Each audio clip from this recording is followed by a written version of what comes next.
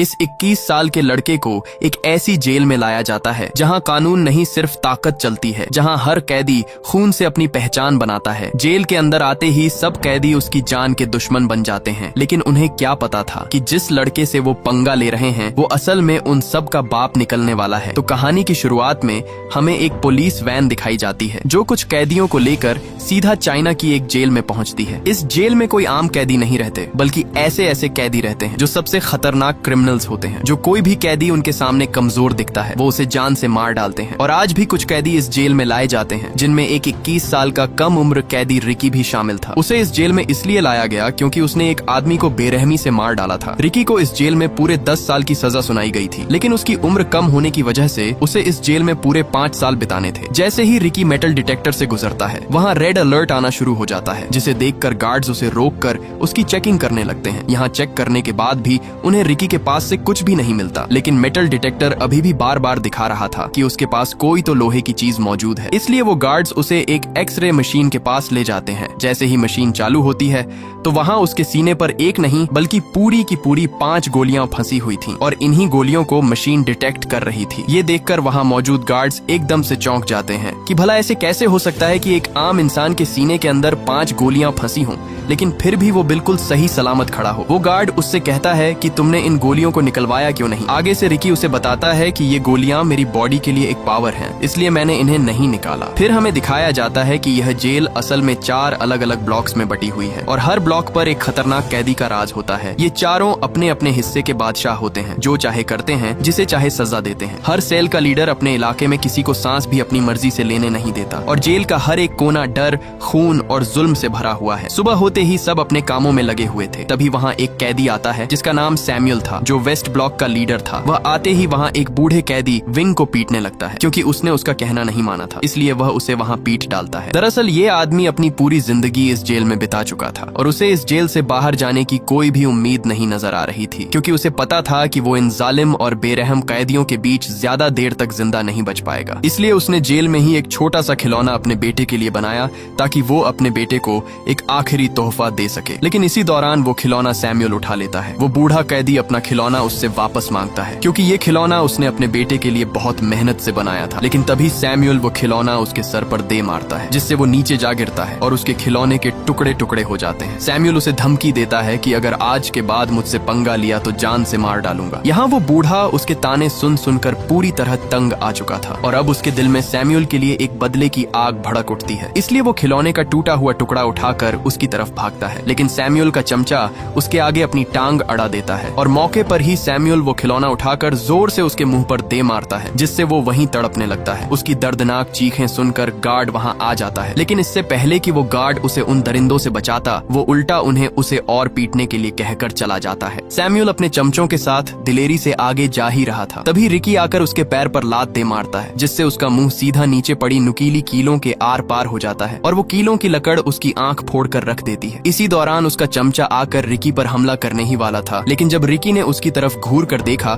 तो उसके अंदर ऐसा खौफ बैठा कि वो तीनों वहाँ से उल्टे पैर भाग निकले। यहाँ सैमुअल तो किसी तरह बच गया, लेकिन वो अपनी एक आंख से अंधा हो चुका था, इसलिए अब उसके अंदर बदले की आग भड़क रही थी। वो अब हर हाल में रिकी का काम तमाम करने के लिए अपनी जान लगा देगा, लेकिन बदला लेकर ही रहेगा। इसी दौरान उसका वही चमचा आता है और कहता है कि हमें रिकी को मारने के लिए मैड ड्रैगन की जरूरत होगी, वो उसे हर हाल में मार डालेगा। मैड ड्रैगन इस जेल में सबसे खतरनाक कैदी है, जो किसी को भी जिंदा नहीं छोड़ता। अगर कोई उससे पंगा लेता तो वो उसे अपने एक ही हाथ से खत्म कर देता। मैड ड्रैगन को वार्डन ने अभी के लिए एक काल कोठरी में बंद किया हुआ है, क्योंकि उसने पिछले दिन ही एक कैदी को बेरहमी से मार डाला था। उसी दिन सैमुअल एक गार्ड से डील करता है और कहता है कि आज ही विंग को बताओ कि उसकी सजा और बढ़ा दी गई है और अब वह इस जेल में पूरे 20 साल और बिताएगा। इसलिए वह गार्ड सीधा उसके पास आता है और बताता है कि अब तुम्हारी रिहाई कैंसिल कर दी गई है और अब से तुम्हें 20 साल और इस जेल में गुजारने होंगे। ये सुनकर उस बूढ़े कैदी के पैरों तले जमीन ही खिसक जाती है, क्योंकि उसे पता था कि अगर अब वह इस जेल में रहा तो सैमुअल उससे अपना बदला जरूर लेगा और उसे तड़पा तड़पा कर मारेगा। इसलिए वो गार्ड्स के पैर पकड़कर उनसे रिहाई की भीख मांगता है, लेकिन वो गार्ड्स आगे से उल्टा उसे पीट कर वहाँ से चले जाते हैं। इससे पहले कि अब वो और तड़प तड़प कर यहाँ अपनी जिंदगी गुजारता, उसी रात वो अपने आप को फांसी पर लटका कर खत्म कर देता है। ये खबर पूरी जेल में फैल जाती है और रिकी को भी पता चल जाता है कि जिसकी उसने उस दिन जान बचाई थी वो मारा जा चुका है। जब गार्ड्स उसकी लाश वहाँ से ले जा रहे थे तब वहाँ रिकी आता है। वो जब विंग के हाथ पर लगी हथकड़ी देखता है तो वो उन गार्ड्स को उसके हाथों से उसे हथकड़ी खोलने के लिए कहता है, क्योंकि वो मर चुका है,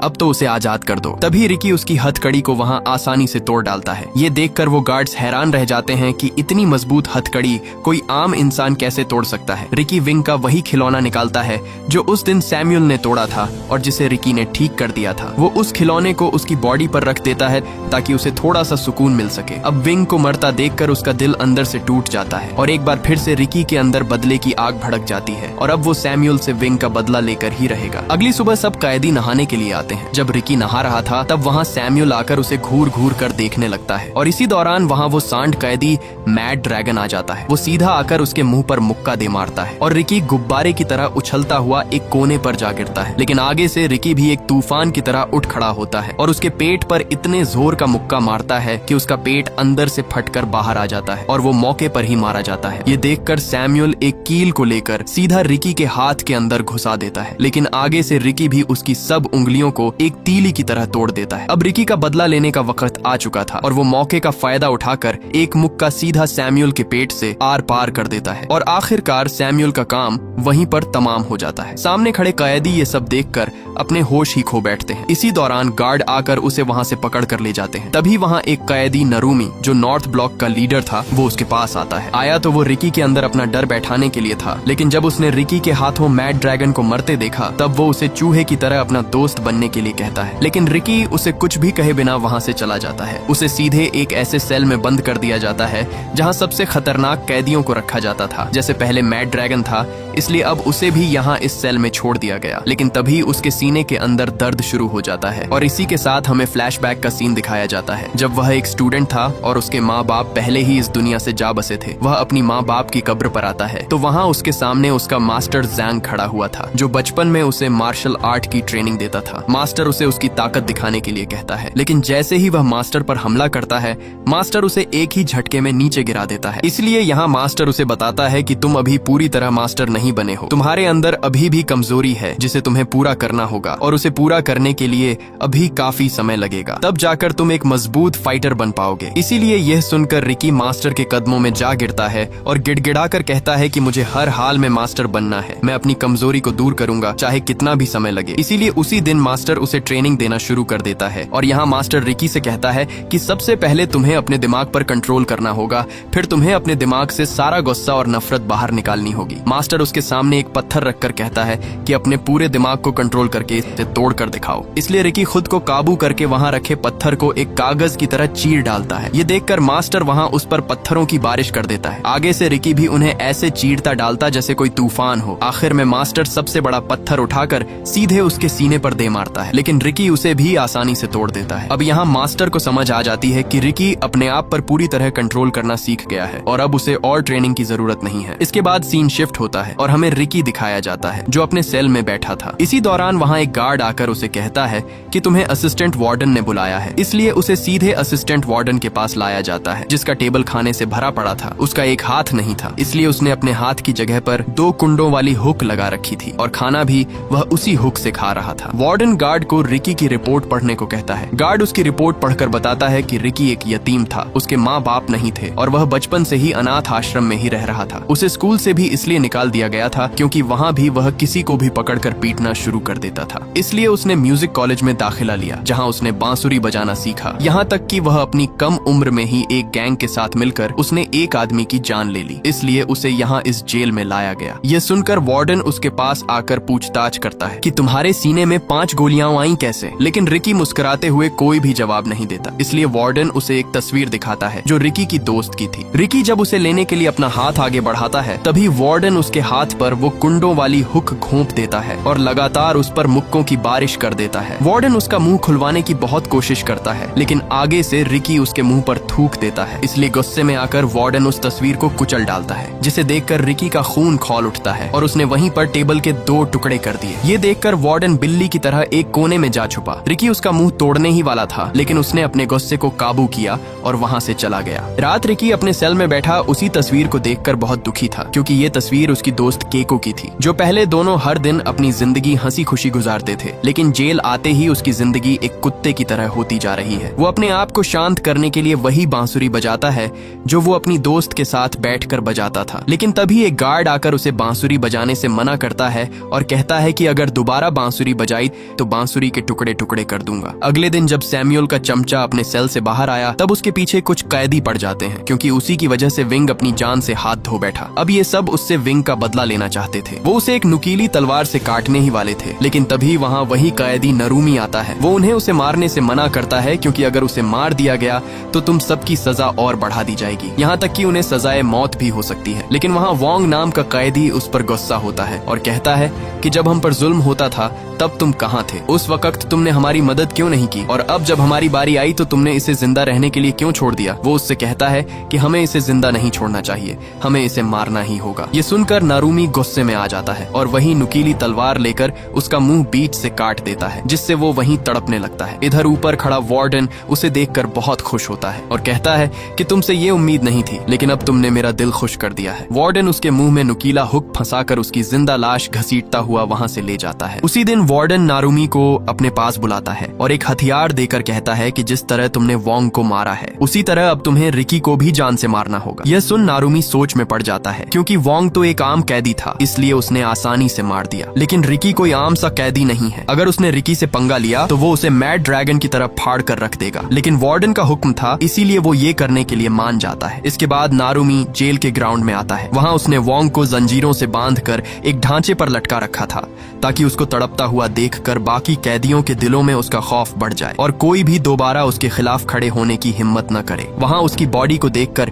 रिकी को बहुत बुरा लगता है। इसी दौरान नारुमी उस पर हमला कर देता है और दोनों के बीच तगड़ी हाथापाई शुरू हो जाती है। यहाँ मौके पर नारुमी उसे लात दे मारता है, लेकिन तभी नारुमी उसकी आंखों में पिसे हुए कांच फेंक देता है, जिससे रिकी वहाँ पूरी तरह अंधा हो जाता है। उसे वहाँ कुछ भी दिखाई नहीं दे रहा था। इसी का फायदा उठाकर नारुमी ने उसके एक बाजू पर छुरा दे मारा, जिससे रिकी नीचे जा गिरता है। लेकिन मौके पर ही रिकी को वहाँ पानी की पाइपलाइन मिल जाती है। उसने जल्दी से वो पाइपलाइन तोड़ दी, जिससे तेज पानी निकलना शुरू हो जाता है और मौके पर उसने अपनी आंखें धो डाली और एक बार फिर से वो खौफनाक तूफान बन जाता है और नारुमी पर कुत्ते की तरह टूट पड़ता है। और तभी वो उसके सर पर ऐसा चमाट दे मारता है कि उसकी आंख कंचे की तरह निकलकर नीचे जा गिरती है। इसी दौरान वार्डन भी वहाँ पहुंच जाता है और नारुमी को ढेर होता देखकर उसका मुंह खुला का खुला ही रह जाता है। रिकी जल्दी से अपनी नसों को खींचकर एक दूसरी से बांध देता है और एक बार फिर हमले के लिए तैयार हो जाता है। लेकिन इसी दौरान नारुमी हार मान जाता है और एक चाकू सीधा अपने पेट में घोंप देता है। लेकिन ये उसकी एक चाल थी। रिकी जैसे ही उसके पास आता है, वहाँ वो अपनी आंतों को बाहर निकालकर रिकी के गले में लपेट देता है। लेकिन रिकी ने मौके पर ही उसे ऊपर उठाकर उसके सर पर ऐसा मुक्का दे मारा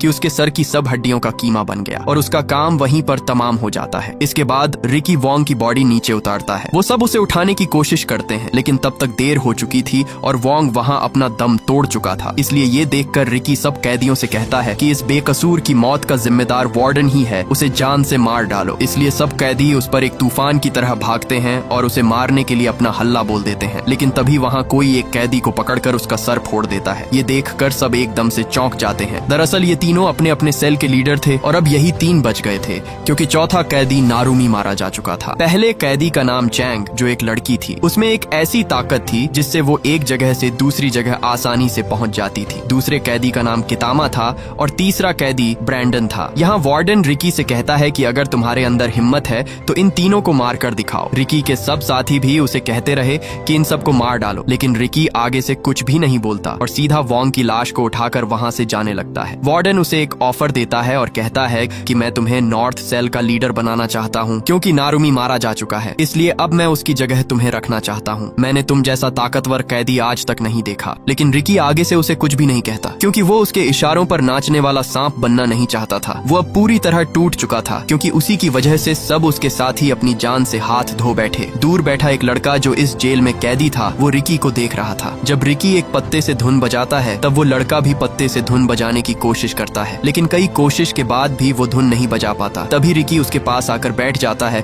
और उसे धुन बजाना सिखाता है। लेकिन इसी दौरान वो लड़का आगे से रोने लगता है। रिकी उससे कहता है कि तुम रो क्यों रहे हो, आखिर वजह क्या है? तब वो लड़का अपना मुंह खोलता है तो वहाँ उसकी आधी जबान कटी हुई थी। दरअसल वार्डन का एक राज था जो सिर्फ उसे ही पता था, इसलिए वार्डन ने अपना राज छुपाने के लिए उसकी जबान ही काट दी। यह देखकर रिकी के अंदर वार्डन से बदला लेने की आग और भी बढ़ जाती है। रिकी उसे अपनी वो बांसुरी दे देता है। जैसे ही वो उस बांसुरी को बजाता है तब वो बांसुरी बजने लगती है, जिसे देखकर वो बहुत खुश होता है। खुशी के बदले में वो लड़का रिकी को कुछ पत्ते देता है ताकि वो भी उन पत्तों से बांसुरी बजा सके। लेकिन जब रिकी उन पत्तों को देखता है तो उसे शक पड़ जाता है, क्योंकि वो पत्ते नशा बनाने के लिए इस्तेमाल होते हैं और हकीकत में सब सेल के लीडर इन पत्तों को बेच के काफी तगड़ा पैसा छाप रहे थे। रिकी उससे पूछता है कि ये पत्ते तुम्हें कहाँ मिले। वो उसे बताता है कि मैंने ये पत्ते वेस्ट ब्लॉक से लिए थे। इधर वही लड़की उन्हें ऊपर से छुपकर देख रही थी, क्योंकि वही थी वेस्ट ब्लॉक की लीडर जो सबको ये पत्ते बेचती थी। वो लड़की सीधा एक कमरे में आकर अपने दोस्तों को सब कुछ बताती है कि हमारा पोल खुल चुका है, क्योंकि उस लड़के ने उन पत्तों के बारे में रिकी को बता दिया है। इसलिए वो उस लड़के को अपने पास बुलाती है और वहाँ एक लीडर उसे एक चाकू देकर कहता है कि तुम्हें आज रात रिकी का काम तमाम करना होगा, नहीं तो कल सुबह तुम जिंदा नहीं उठ पाओगे। लेकिन आगे से वो लड़का उसे साफ साफ मना कर देता है। इसलिए गुस्से में आकर वो लड़की उसे बेरहमी से मार डालती है। उन्होंने उसकी लाश जेल के बीच रख दी थी और सब कैदी वहाँ उसकी लाश को देखकर बहुत डरे हुए लग रहे थे। जब रिकी को ये पता चलता है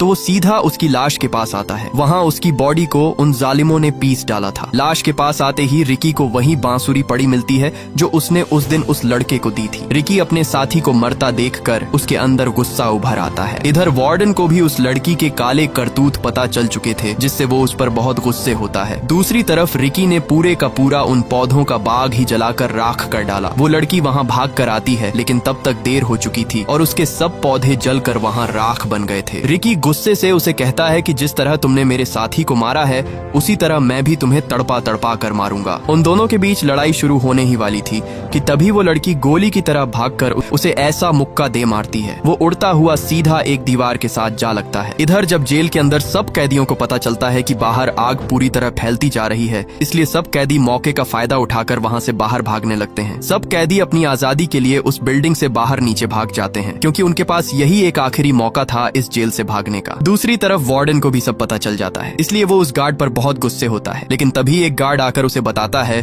कि कल वार्डन यहाँ आ रहा है। ये खबर सुनकर असिस्टेंट वार्डन के होश ही उड़ जाते हैं, क्योंकि अगर वार्डन कल यहाँ आ गया तो सब कैदियों के साथ साथ उसकी भी कुत्ते की तरह धुलाई होने वाली थी। इधर रिकी भी पूरी तरह अपनी हिम्मत हार जाता है, लेकिन तभी उसके जहन में उसके मास्टर की बात आती है। उसके मास्टर ने उसे कहा था कि जब तुम्हें महसूस हो कि तुम अपने दुश्मन के सामने हारने वाले हो, तब उसे कभी भी अपनी असली ताकत का एहसास मत होने दो, बल्कि उसे यह यकीन दिला दो कि तुमने हार मान ली है, जिससे वो थोड़ा ठंडा पड़ जाएगा और तब तुम अपनी सब ताकत एक ही जगह पर इकट्ठी कर लो और मौके का फायदा उठाकर उस पर हमला कर दो। और रिकी भी ऐसा ही करता है और वो दोबारा से उसके सामने हमले के लिए तैयार खड़ा हो जाता है। लेकिन तभी वही कैदी ब्रैंडन वहाँ आ जाता है। वो रिकी पर रस्सियों से हमला करने लगता है, क्योंकि उसके पास रस्सी फेंकने की एक बहुत खतरनाक ताकत थी। उसने उन रस्सियों के कोने पर एक बड़ी सी नुकीली कील लगाई हुई थी जो सबके शरीर के आर पार हो जाती है। तभी उसने एक के बाद एक हमला कर करके रिकी की बॉडी नुकीली कीलों से सील दी। इसी दौरान वहाँ वो कैदी कितामा आकर उसे पकड़ लेता है। वो उसे मारने ही वाला था कि इसी दौरान वहाँ अलार्म बजने लगता है और सबको अपने अपने सेल के अंदर जाने के लिए कहा जाता है, और जो नहीं जाएगा उसे गोलियों से भून दिया जाएगा। लेकिन कितामा भी उनकी एक बात नहीं सुनता और रिकी से बदला लेकर ही जाने वाला था, इसलिए गार्ड्स उस पर गोलियों की बरसात कर देते हैं और मौके पर ही वो सब वहाँ से भाग निकलते हैं। कितामा रिकी को एक सेल के अंदर ले आता है। सेल के अंदर आते ही उसका दरवाजा बंद हो जाता है और दोनों तरफ से सीमेंट सेल के अंदर भरने लगता है, जिससे वो दोनों सीमेंट के अंदर पत्थर बनकर मरने वाले थे, क्योंकि ये चाल वार्डन की ही थी। वार्डन किसी भी हाल में रिकी का काम तमाम करना चाहता था, लेकिन रिकी मौके पर ही उसका दरवाजा तोड़कर भाग निकलता है और कितामा को भी बाहर ले आता है। ये देखकर वार्डन हैरान हो जाता है, क्योंकि उसे रिकी से ये उम्मीद नहीं थी कि वो कितामा की मदद करके उसे बाहर निकाल कर ले आया। रिकी वहाँ खड़ा ही था, लेकिन उस पर कितामा और सीमेंट का दबाव होने की वजह से वो दोनों नीचे जा गिरते हैं। उसने अपने गार्ड से कहा कि कल वार्डन आने वाला है और जेल में जो कुछ हुआ उसके सब सबूत मिटा दो। मैं वार्डन के जाने के बाद रिकी को सबक सिखाऊंगा। अगले दिन सब वार्डन के आने के इंतजार में खड़े थे। कई घंटों के इंतजार के बाद भी उन्हें वार्डन का नामो निशान तक नहीं दिखा, इसलिए सब थक हार कर वहीं पर लेट जाते हैं। लेकिन तभी दूर उन्हें वार्डन की गाड़ी आती हुई दिखाई देती है, जिसे देखकर सब वहाँ अलर्ट हो जाते हैं। वार्डन के साथ उसका बेटा भी था। आते ही वार्डन शेंग उसे बताता है कि कल नशीले पत्तों का पूरा बाग रिकी नाम के एक कैदी ने जला डाला। ये सुनकर वार्डन उस पर बहुत गुस्से होता है। इसके बाद शेंग उसे रिकी के पास ले आता है, जहाँ रिकी एक सेल में बंद था और उसकी पूरी बॉडी सीमेंट से जकड़ी हुई थी। लेकिन तभी रिकी ने अपनी बॉडी से सब सीमेंट की परात तोड़ दी और मौके पर ही उसने वार्डन के गले को दबोच लिया, लेकिन इससे पहले वो उसे वहां मार डालता तभी एक दीवार तोड़कर कितामा उस पर हमला कर देता है। कितामा उसके हाथों को जेल की मोटी सलाखों के अंदर दबोच देता है और उस पर लगातार मुक्कों की बारिश कर देता है। एक के बाद एक मुक्का रिकी की कमर तहस नहस कर देता है। रिकी ने उस दिन उसकी जान बचाई, लेकिन उसने उस पर जरा भी रहम नहीं किया। कितामा उसका सर दबाकर फोड़ने ही वाला था, तभी उसने अपनी पावर दिखाई और उसके गले पर ऐसा मुक्का मारा कि उसका गला फट कर बाहर आ गया। मौके पर रिकी ने उसके हाथ पर ऐसा वार किया कि उसकी सब उंगलियां बिखर कर नीचे जा गिरी और कितामा वहीं पर मारा जाता है। ये देखकर वार्डन ने ऊपर से हाइड्रोलिक प्रेस चालू कर दी, जिसे रिकी रोकने की बहुत कोशिश करता है, लेकिन तभी वार्डन उसे एक जोरदार बिजली का झटका दे मारता है, जिससे तड़प कर वो नीचे जा गिरा। वो हाइड्रोलिक प्रेस भी तेजी से उसके ऊपर आ रही थी, लेकिन इसी दौरान वो हाइड्रोलिक प्रेस अचानक ऊपर जाने लगती है। तब हमारे सामने कितामा आता है, जो अभी भी जिंदा था। उसने उस हाइड्रोलिक प्रेस को ऊपर दबा कर रखा हुआ था, क्योंकि उसके दिल में रिकी के लिए रहम आ गया था, क्योंकि रिकी ने भी उस दिन उसकी जान बचाई थी। इसी का फायदा उठाकर रिकी दरवाजा तोड़कर बाहर निकल आता है। वो तुरंत हाइड्रोलिक प्रेस को रोकता है और कितामा को बाहर आने को कहता है, लेकिन कितामा इतना जख्मी हो चुका था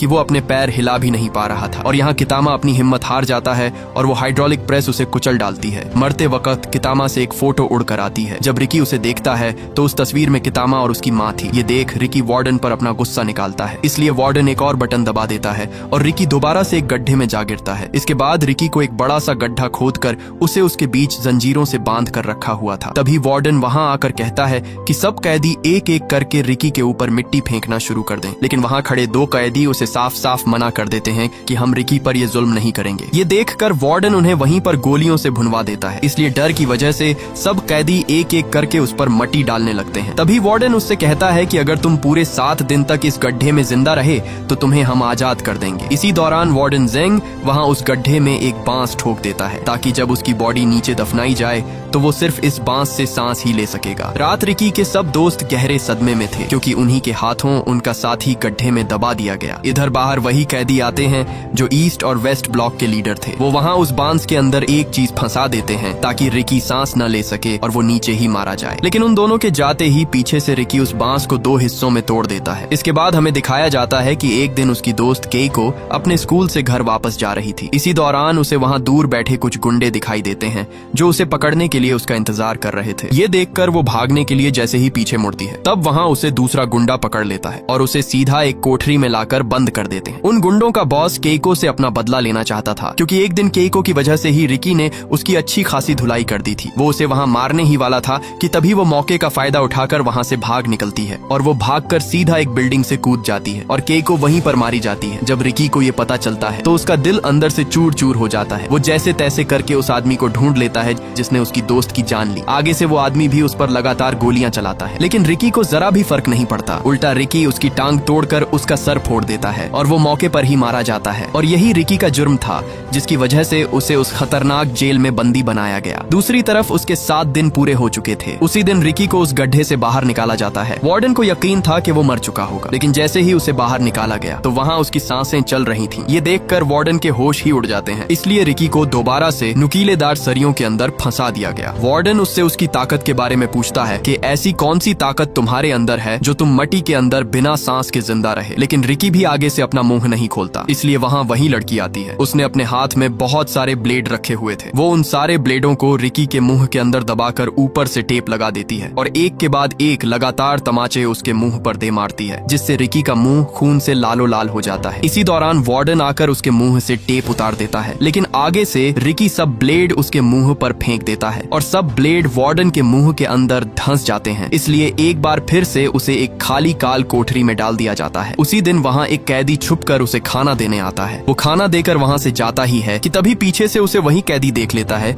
जो नारुमी का चमचा था और उसी दिन वो वार्डन को उसके सेल के अंदर ले आता है। अंदर आते ही वार्डन उस कैदी को मारकर उसे घसीटता हुआ सीधा रिकी के सेल के पास आता है, लेकिन जब वो रिकी के सेल के अंदर देखता है तो वहाँ से रिकी गायब था, सिर्फ जंजीर ही पड़े हुए थे। दरअसल रिकी ऊपर छत के साथ चिपका हुआ था। वार्डन जैसे ही अंदर आता है तो वहाँ रिकी मौके पर वार्डन को पीट डालता है। रिकी जब बाहर आकर उस कैदी को देखता है तो वहाँ वो मर चुका था, जिसे देखकर उसका खून खोलने लगता है। ये देखकर वार्डन वहाँ से भागता है, लेकिन नीचे आते ही सब कैदी उसे घेर लेते हैं और इसी दौरान वहाँ सब गार्ड्स और कैदियों के बीच जंग शुरू हो जाती है। इधर वार्डन पूरी जेल की जांच कर रहा था, लेकिन उसे दूसरी तरफ होती जंग के बारे में कोई खबर नहीं थी। इसी दौरान वहाँ एक कैदी ने उसकी पीठ पीछे कुछ उल्टा बोल दिया, जिसे सुनकर वार्डन को हजम नहीं हुआ और उसने बेरहमी से उस कैदी का बाजू बाजू काट डाला ताकि आइंदा कोई भी उसके बारे में ये गलती न करे। इसी दौरान वहाँ रिकी आ जाता है। ये देखकर वार्डन ने तुरंत उस पर गोली चला दी, लेकिन आगे से रिकी ने वार्डन सेंग को आगे कर दिया और गोली सीधा उसे जा लगी, जिससे उस वार्डन का पेट गुब्बारे की तरह फूलकर फट जाता है। इसी दौरान वहाँ वो लड़की पहुंच जाती है। वो रिकी पर हमले पे हमला कर देती है। उसका साथी ब्रैंडन भी रिकी पर नुकीली कीलें फेंकता है, जिससे रिकी वहाँ गर्म उबलते हुए पानी पर जा गिरता है और वो वहाँ बुरी तरह तड़पने लगता है। वो लड़की उस पर अपनी टांग से हमला करती है, लेकिन मौके पर रिकी उसकी टांग को उस उबलते हुए पानी के अंदर घोंप देता है और वहीं पर उसकी वो टांग तोड़ डालता है। ये देखकर ब्रैंडन अपनी जान बचाकर वहाँ से भागता है, लेकिन पीछे से वार्डन उस पर गोली चला देता है और वो भी वहीं पर फट जाता है। यहाँ वार्डन और रिकी दोनों आमने सामने खड़े थे। तभी रिकी उड़ता हुआ उसे ऐसी लात मारता है जिससे वो सीधा एक दीवार के साथ जा टकराता है, लेकिन इसी दौरान वो वार्डन वहाँ कांपने लगता है और देखते ही देखते वो वार्डन वहाँ एक बहुत बड़े मॉन्स्टर में बदल जाता है। और यहाँ हमें पता चलता है कि रिकी की तरह वार्डन के पास भी एक खास किस्म की ताकत थी जो उसे एक खतरनाक मॉन्स्टर में बदल देती है। पहले तो वो मॉन्स्टर रिकी को बुरी तरह पीट डालता है, लेकिन मौके पर रिकी अपने दिमाग से काम लेता है और उसे उठाकर सीधे पास चलते ग्राइंडर में फेंक देता है और उसे जोर से ग्राइंडर के अंदर दबाकर उसका कीमा बना डालता है और आखिर में रिकी उसका बचा हुआ सर उठा लेता है। दूसरी तरफ सब कैदी और गार्ड्स एक दूसरे की धुलाई कर रहे थे। इसी दौरान रिकी वहाँ आकर सबको वार्डन का कटा हुआ सर दिखाता है और कहता है कि तुम सब आजाद हो। रिकी उस सर को दूर फेंकता है और भागकर उस जेल की दीवार को बीच से टुकड़ों में तोड़ डालता है और यहाँ रिकी के साथ साथ सब कैदी भी आजाद हो जाते हैं और ये मूवी यहीं पर एंड हो जाती है। अगर ये वीडियो आपको अच्छी लगी तो इस वीडियो को लाइक और हमारे चैनल को सब्सक्राइब कीजिएगा।